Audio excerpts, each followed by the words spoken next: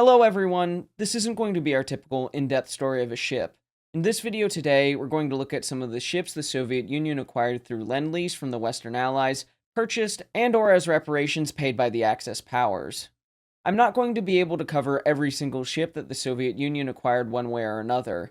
I just want to highlight some that I find interesting.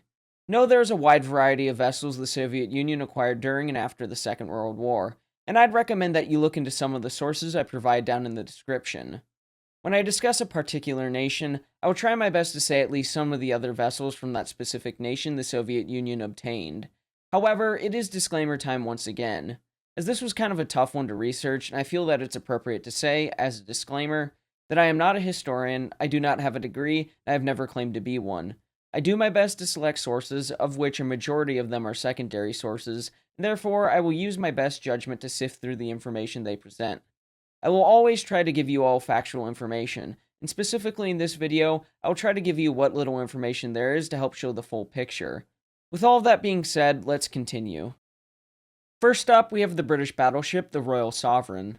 To give some background details, the ship was completed in May 1916, displacing some 30,000 tons and 18 Babcock and Wilcox boilers, giving steam to Parsons turbines, producing 43,000 shaft horsepower and a top speed of just about 22 knots.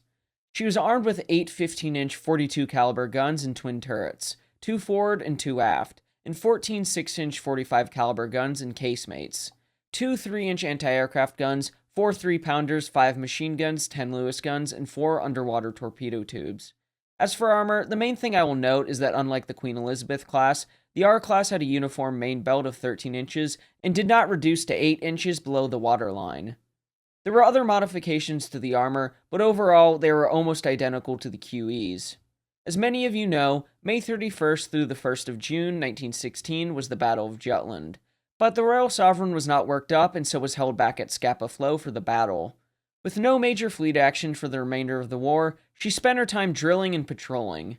In the interwar period, she alternated between the Atlantic Fleet, the Mediterranean, and back to the home fleet by the time war broke out. Like the Queen Elizabeths, the Revenge class saw several refits throughout the interwar period that improved their fighting capabilities, just not to the extent some of the more radical reconstructions the QEs had, which by the time the Second World War kicked off in September 1939, made the R-class a less capable fighting unit than the modernized Queen Elizabeths. A great example of this is Royal Sovereign at the Battle of Calabria, where Admiral Andrew Cunningham, although with other hindrances, one of his chief ones was his speed was limited by the Royal Sovereign. By 3:50 p.m. on July 9, 1940, when Warspite was about to engage the 2 Italian dreadnoughts Conte di Cavour and Giulio Cesare, battleship Malaya had closed to 3,000 yards of the flagship, where the Royal Sovereign lagged 5 miles behind, remaining widely separated and out of range for the engagement. It had nothing to do with the efforts of the crew. They strained her engines as hard as they could. Their problem was the fact that they could barely get 20 knots out of the ship, and by this point, her sister Ramillies couldn't even exceed that if she wanted to. With that being said, she continued to serve, mainly on escort duty in the North Atlantic after this, and spent some time with the Eastern Fleet for convoy duty in the Indian Ocean, going to Philadelphia Dockyard for a refit between 1942 and October 1943, where her light anti-aircraft battery was greatly augmented. Due to manpower shortages, she was paid off and put in the reserve because there was more capable battleships in service. As I mentioned in my video on the Novorossiysk, it was no secret that Joseph Stalin longed for a modern navy, as with the Soviet buildup of their battleships, the modernizations of the Gangets, and the buildup of destroyers and cruisers, some of them coming from Italian yards. And from the defeated Regia Marina, Stalin hoped to secure one of their modern battleships of the Littorio class, which we will discuss a bit later on. Thus, with the upgrades to the Royal Sovereign in mind, and her being in the reserve, when the question arose of temporarily transferring ships to the Soviet Union instead of the immediate delivery of a portion of the Italian fleet, as it was not practical with the continuation of the war and Italian co-belligerency, the Royal Sovereign was in good enough shape and available. After negotiations, it was agreed that the Royal Navy would loan Royal Sovereign 9 destroyers and 4 submarines. On May 30th, 1944, the Soviet flag was raised on Royal Sovereign in Newcastle. Royal Sovereign became the Archangel, named for the northern port city, which I won't even try the Russian pronunciation, as it just comes out as a jumbled mess. Like a lot of these ships, it's incredibly hard to get details about her service with the Soviet Navy, and I'll detail what little there is. One of the more interesting facts is that her crew was mostly comprised of former crew members of the battleship Petropavlovsk, the ex-Jean-Paul Marat, and if you don't know who that name is, give it a Google, he's quite the character. Anyway, the ship was added to the Soviet Navy list on May 9th, 1944, even before she was officially transferred. It was some time before she was worked up with her new crew, departing Scapa Flow as part of convoy JW-59 in early August 1944. Probably for the best that the ship was in a convoy, because by this point the elderly battleship could barely make 19 knots, because her machinery needed a rather large and expensive overhaul. During which operation, it was attacked by the U-boat U-711, but the torpedoes would detonate short of their target. Not the last time a German submarine would threaten the ship. Arriving at the Soviet port of Vyanga on the 24th of August. The ship rotated between there, Murmansk, or Palerny for the remainder of the war. In September and early October, several attacks by U-boats U-315 and U-313 were thwarted by net defenses while the ship was moored near Murmansk. Another attack was halted by mechanical failures, this time by 6 German midget submarines, often referred to as. After the German surrender, the Archangel made several cruises in the Barents and White Seas, running aground in the fall of 1947 in the White Sea Inlet. All the while back in the United Kingdom, there were calls to have the ship returned, notably by Winston Churchill, who, when he loaned the ship, the irony of the name Royal Sovereign going to the Soviet Union was not lost on him. There were several attempts to get the battleship returned to the United Kingdom, with Stalin basically hoping the British would forget about it and he could keep it. The Prime Minister said, "I can see no reason why we, in return for such help to Russia and Italy, should leave our ship in Russian hands. We are entitled to get those ships back, and the scrap would be extremely useful to us at the present moment." The Admiralty saw no value in ships like Royal Sovereign, especially considering the fact that she hadn't received any major work while in Russian hands the past 4 years. And when they did hand her over, she wasn't exactly in the best condition. Still, after more hemming and hawing by the Soviets, she was returned in 1949 when the Soviets received their portion of the Italian fleet and received the Italian dreadnought Giulio Cesare. Royal Sovereign returned to the United Kingdom in what can only be described as an awful state, with reports detailing her being covered in rust, live rounds loaded in the guns, and some even being rusted in place. Unsurprisingly, the ship was put on the disposal list almost immediately and was sent to be scrapped a short time later. Next up, we have the American cruiser USS Milwaukee.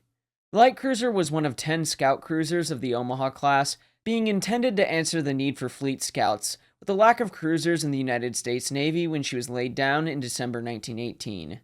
She came at a unique time for U.S. cruiser design, with her 10 6-inch guns with 4 in twin turrets and the rest in casemates. And a rarity for U.S. cruisers, she carried torpedoes. And with her large machinery spaces, she had the ability to make 35 knots. Milwaukee had a rather pedestrian service career upon commissioning in June 1923, serving overseas, even participating in a showing of the flag mission in early 1938 in the Pacific after the Panay incident in 1937. When the Japanese attacked Pearl Harbor in December 1941, she was in the New York Navy Yard, and by the end of the month, she was escorting convoys in the Caribbean. Since there were newer light cruisers in service, and even more about to come into service, coupled with her age, Milwaukee wasn't exactly a frontline unit anymore. Instead, she served as a convoy escort for the next 2 years in the Brazil-based South Atlantic Patrol Force, helping with the capture of German blockade runners and fighting fires on merchant ships that had been torpedoed by German submarines. The state of affairs quickly changed in February 1944, and she then joined a North Atlantic convoy to the United Kingdom, where her fate to serve with the Soviets would soon become known. The Allies agreeing to loan the Soviets comparable ships until the transaction with the Italian ships could be completed, and Milwaukee was offered. Soviet naval officers commented on the fact that Milwaukee was perfectly suitable, even comparing it to some of their own in the Black Sea Fleet. Anyway, on March 27th, Milwaukee and 50 other ships set out in convoy JW-58 from Lock U bound for Murmansk, with one American writing about the cold, "We came to the conclusion that the only possible way for us not to freeze is to put on all of our clothes. You can pull your socks over your feet, wrap your feet over the socks with towels, and then shove them into your boots." After this freezing Arctic convoy, arriving in the Kola Inlet on April 4th. Half the U.S. crew shipped out with an outbound convoy, and they were replaced by 249 officers and men of the Soviet Navy. When they reported for active instruction, With all the guns being test-fired, including the 6-inch guns and 3-inch guns, the speed was tested, getting up to 31 knots. Both aircraft the ship carried were launched, and one depth charge dropped for good measure. At 11:04 a.m. on the 20th of April, 1944, the Milwaukee was officially delivered to the Soviet government, with the admiral in charge of the Northern Fleet accepting her, raising the Soviet naval ensign and giving her the name Murmansk. The Soviet captain remarked on the nature of the Milwaukee and Royal Sovereign service with the Soviet Navy, saying it was more political than military in nature, since our fleet could not yet fully use such large combat units. Like the Archangel, a lot of Murmansk's time in the Soviet fleet was spent at anchor. She did participate with other units of the fleet as the Soviet crew became more comfortable, at least more often than Archangel, even leading a detachment of destroyers on gunnery practice in the summer of 1944, and then in the autumn she assisted in a convoy operation. Next, in July 1945, she and Archangel sortied with 6 destroyers for another training cruise, exercising their defensive capabilities. Unlike the Archangel, the Murmansk actually had work done on her while in Soviet service, entering the Rostov shipyards for repairs in November of that year. After that, she became more active in training cruises, but by 1947, those had ended. When another ship we'll talk about later on, the Italian Emanuele Filiberto Duca d'Aosta, renamed Kerch, was officially handed over to the Soviets in the spring of 1949, the Murmansk was transferred back to the US, being the last of the Omaha class in service. When the Milwaukee came back, she was sold for scrap and broken up in Wilmington, Delaware. Another interesting ship was the ex-German pre-dreadnought battleship Schleswig-Holstein. If you've watched my video on the attack on the Westerplatte, you'd know 2 important things. The first was the ship helped to start the Second World War, firing some of the first shots of the war in the free city of Danzig. But you'd also know that in the end, I left her fate ambiguous because I didn't know what happened to her. After all, I couldn't find a reliable source. However, I can finally rectify that here. The Linienschiff, or battleship, came from a different era, being part of the 1905 building program of the Imperial German Navy and being laid down around the same time as HMS Dreadnought, the ship that made her obsolete. Schleswig-Holstein saw service throughout the Great War and even participated in several actions, including the Battle of Jutland. Following the war, she was one of the outdated pre-dreadnoughts that the new Reichsmarine was allowed to keep according to the Treaty of Versailles. In the interwar period, she was modernized to a certain extent, notably her secondary battery, and helped to train the sailors of the new German Navy. Eventually, as Hitler pursued more and more aggressive foreign policies, she found herself on the front lines of the next war. After she played her part in the capture of Danzig, she went on to see some other bombardment missions and carry out training cruises for the majority of her wartime service. But the old battleship was taken into the Deutsche Werke dock at Gottenhofen, or today Gdynia, for conversion work into a convoy escort ship. With the removal of her existing secondary battery and anti-aircraft guns, she was to carry at least 6 10.5cm guns, 10 4cm Bofors, 4 3.7cm guns, and as many as 20 2cm guns. New fire control systems and rangefinders were going to be fit to the ship. Not only that, her machinery was going to get a refit as well. New pumps and degaussing equipment as well. But the refit did not happen, and the armament changes most likely didn't occur. On December 18, 1944, while the ship was in dock, she was heavily damaged during an RAF raid, with one bomb exploding in the port engine room, another one amidships, and a third passing through without exploding. On March 21, 1945, as the Soviets approached the city, her crew scuttled the damaged ship in shallow water. This is where things start to get a bit more interesting, as for many years, and to my confusion, it was believed that the ship was scrapped in place. However, in the early 1990s, researchers found that the Soviets had in fact towed her back to Tallinn in the spring of 1946. On September 26, 1946, she was enrolled into the Soviet fleet. It was reported that the Soviets were going to use her as a training ship or a target ship or some other use, but they soon found that the ship was actually of no use, and on July 25, 1947, she was sunk in the Gulf of Finland. Whether she was given an official name isn't clear, although some sources claim that she was given the name Borodino. It should be noted that this rather prestigious name is unlikely. However, in the early 1990s, researchers found that the Soviets had towed her back to Tallinn in the spring of 1946. It was reported that the Soviets were going to use her as a training ship, target ship, or some other use. She was sunk in the Gulf of Finland, and whether she was given an official name isn't clear, although some sources claim she was given the name Borodino, this rather prestigious name being unlikely. To gain some more clarity on this situation, let's look at Spoils of War, The Fate of Enemy Fleets After Two World Wars by Aidan Dodson and Serena Kant, where they write, in addition to these two ships, the Italian Giulio Cesare and the Finnish Viborg, the USSR was in possession of several other capital ships, all of which were placed in Category C and were thus due for destruction by August 15, 1946. This was not achieved until October of the following year, when the destruction of these vessels was certified. In the interim, the Soviet authorities had indeed toyed with the idea of retaining and repairing some vessels, with Schleswig-Holstein added to the Navy list in March 1946 and Graf Zeppelin in September 1945 as a potential trial ship for future Soviet-built aircraft carriers. However, their poor condition, leaving aside the international obligations, made this untenable, and all ships in question were directed in March 1947 to be destroyed. They go on to report that Schleswig-Holstein was beached in shallow water off the Estonian coast at the mouth of the Gulf of Finland for long-term use as a target on June 26, of which I believe you can still find some photos of the ship in the area. It's worth a Google. While we're talking about pre-dreadnoughts, the Soviets also took the Hessen as a war prize.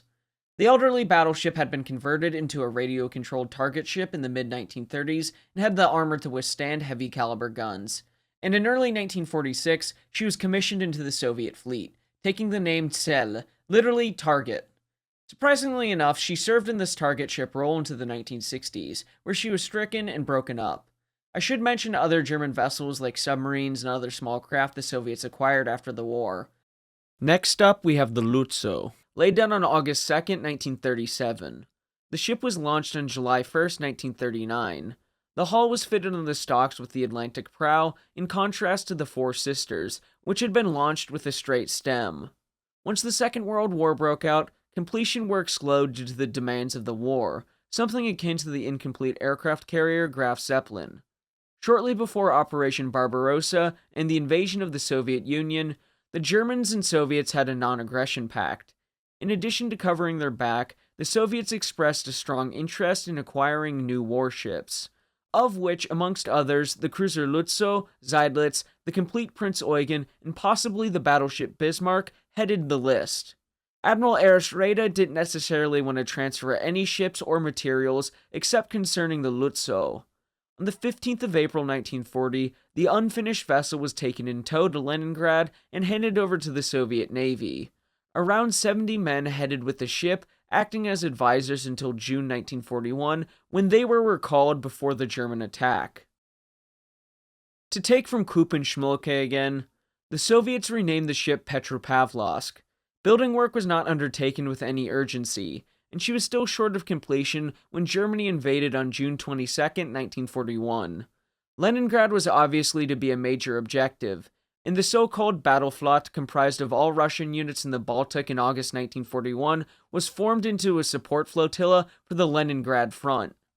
The first group was concentrated on the Neva front, the second with the partially immobile cruiser Maxim Gorky, the incomplete Petropavlovsk ex-Lutzow, with only the two main forward turrets fitted. The destroyer Leningrad as flotilla leader, 5 other destroyers and a mine layer lay off Leningrad. The third group was concentrated on the Oranienburg-Kronstadt area. On the 15th of September 1941, the Petropavlovsk was slightly damaged by German 15-centimeter shells from artillery inland. She did survive the shelling and the deterioration in the local military situation 3 days later. Luftwaffe raids in early April caused serious damage to the ship, and she sank and grounded in shallow water. She was refloated in September 1942 with her main guns intact, enabling her to continue to engage land targets.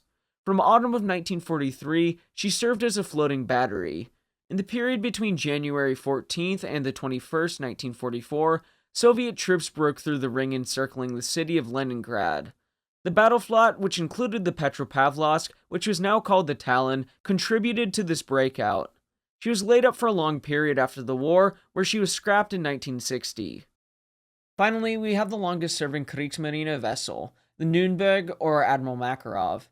Nürnberg was the second ship of the Leipzig class, being the last light cruiser Germany would build before the Second World War.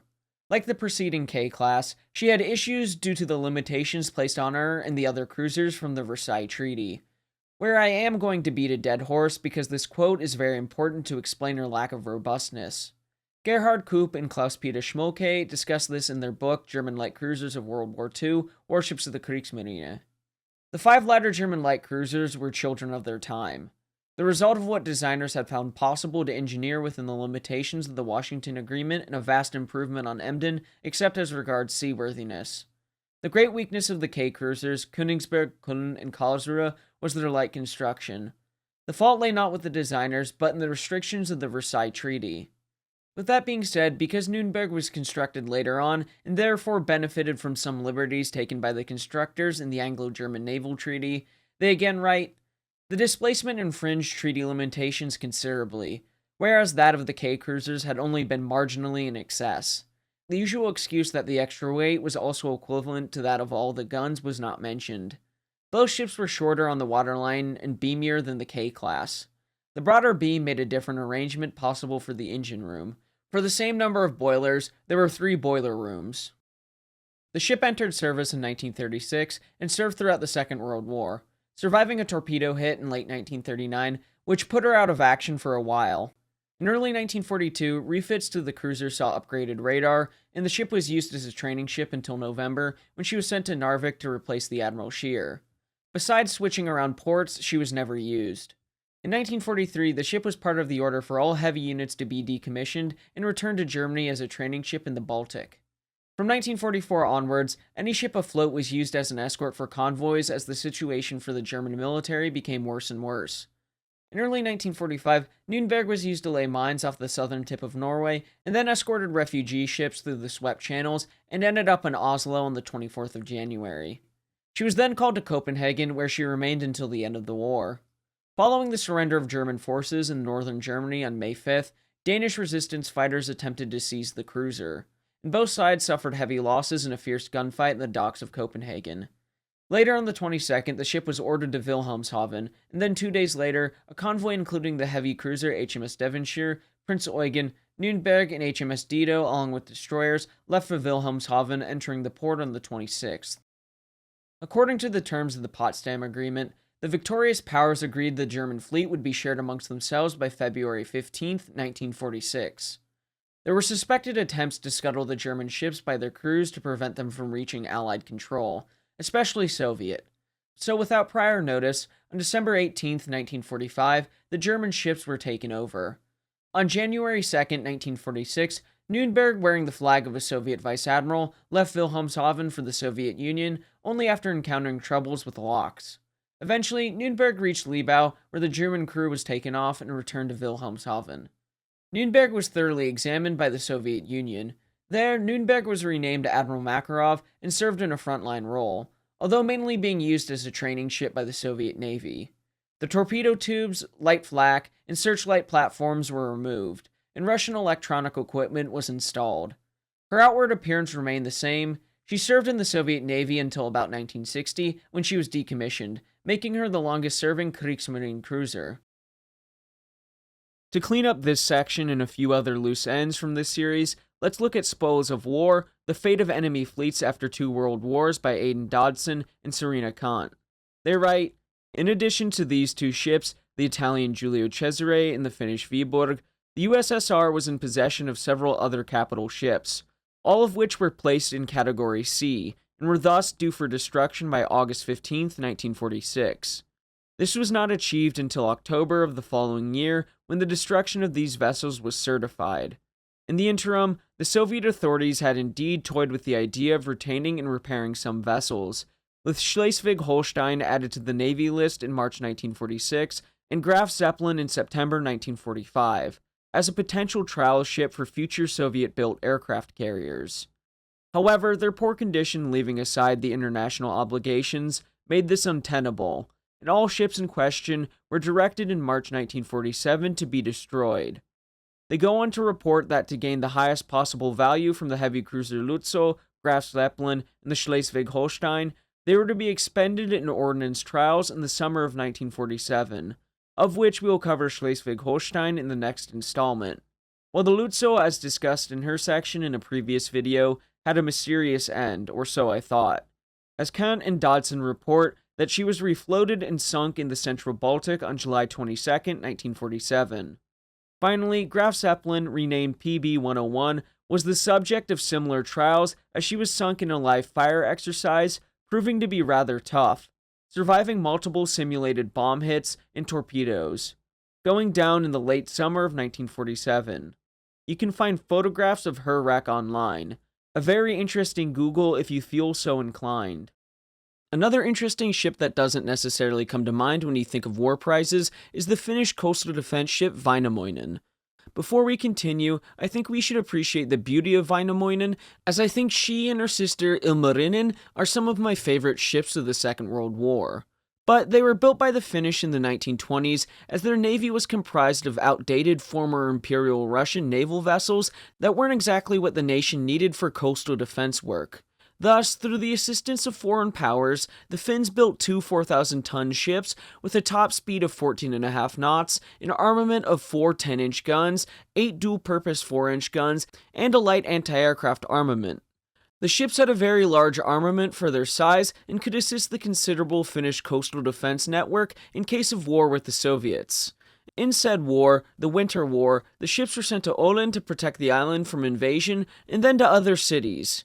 During the Continuation War, Ilmarinen was sunk by mines, while Väinämöinen continued to serve with the Finnish Navy until the end of the Continuation War. Where to take from Dodson and Kahn again? The other ex-enemy capital ship to serve in the Soviet Navy was the ex-Finnish Viborg, handed over on May 29, 1947. She was based for 6 years at Porkala, leased by Finland to the Soviet Union by the terms of the Moscow Armistice of 1944. Undertaking several training cruises between 1947 and 1949. Following the discovery of major defects during a 1952 refit at Kronstadt, she underwent extensive work at Tallinn from 1953 to 1957, with her engines and electronic equipment being replaced. Viborg then returned to training duties, but was reduced to reserve in 1958. Attempts at interesting the Finns in repurchasing having failed, she was stricken in 1966 and broken up. Next up, we'll discuss the Regia Marina and some of the other vessels that they had to hand over, because I've already discussed Giulio Cesare at length in another video. And if you haven't seen that, it will pop up on screen now.